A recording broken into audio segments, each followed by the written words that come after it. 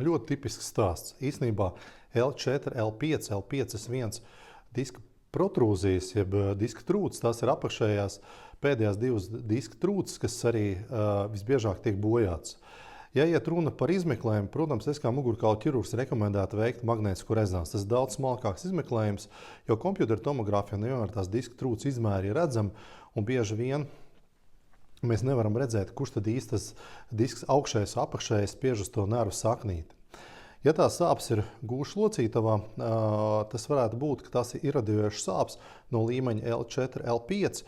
Un, es, protams, sāktu ar ārstēšanu, kas būtu saistīta papildus diagnostika, uztaisīt magnētisko rezonanci, ja, un redzēt, ja magnētiskā rezonancē nav izteikts nervu saknīšu nospiedums, iespējams veikt arī epidurālās blokādes, kā variants, lai izvairītos no ķirurģiskas ārstēšanas vai viņu atliktu kādu vēlāku laiku. Ja, protams, tās sūdzības ļoti izteikts un sāpes ļoti stipras, tad, protams, jādomā būtu par ķirurģisku ārstēšanu ar saknītes atbrīvošanu.